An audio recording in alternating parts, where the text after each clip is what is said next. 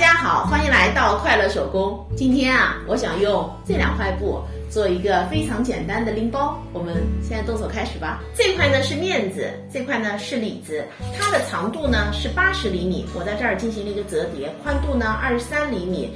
今天的这个面子材料它非常的厚，而且还有弹性，所以我把秤呢烫在了里子上面。那这个呢是60克的无纺秤。今天的这块面材料呢很特别，它呢是2层的针织面料。那在这样花纹上面呢，它织在了一起，没有花纹的地方呢，它是分开的。这块布呢，我看到就非常的喜欢。原本我就想着，这花纹这么漂亮哈，我就想拿它和条纹的面料做一件男士的衬衫哈，给自己。然后肩膀袖口的这个位置呢，拿它做拼色，然后配上羽绒背心，肯定很好看。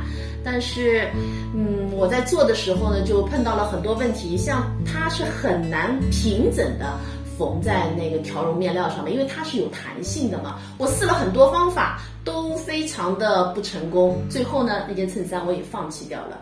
做手工就是这样子，当你看到一块面料的时候，你的想象当中是非常非常的丰满的，但事实做的时候呢，就会发现还是挺骨感的哈。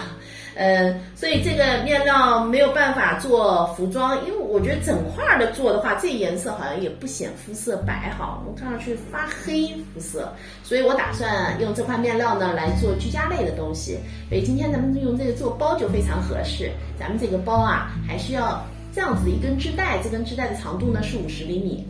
和一点包扣，接下来我们就可以开始动手制作了。首先呢，我们在面子材料的一端固定上织带，那固定的位置呢，离这个毛边3厘米，中心点和中心点对齐，那离中心点两边呢各7厘米。我们这样子车一个框，织带固定好以后呢，我们盖上里子材料，正面和正面相对，然后呢，我们车上这2条边。那在这儿呢，我们留一个反口。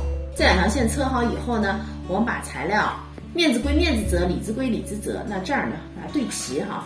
接下来呢，我们开始做包底。那今天包底的制作方法呢和以往是不一样的，我们把里子的底部向里折叠7.5厘米，那折好以后是这样子的哈。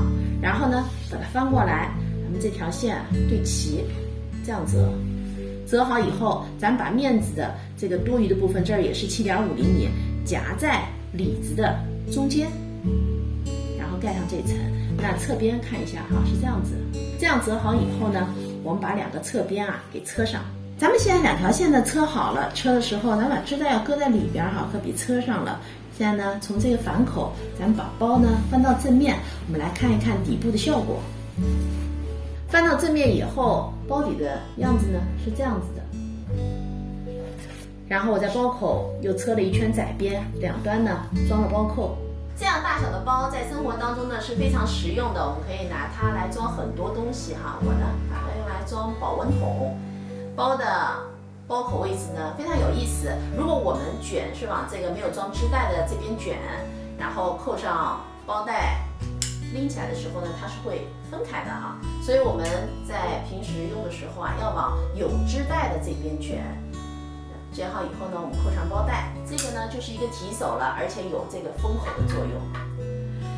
这期视频内容呢就是这些了，感谢您花宝贵的时间来看我的视频，记得要帮我点赞哦。咱们下期再见。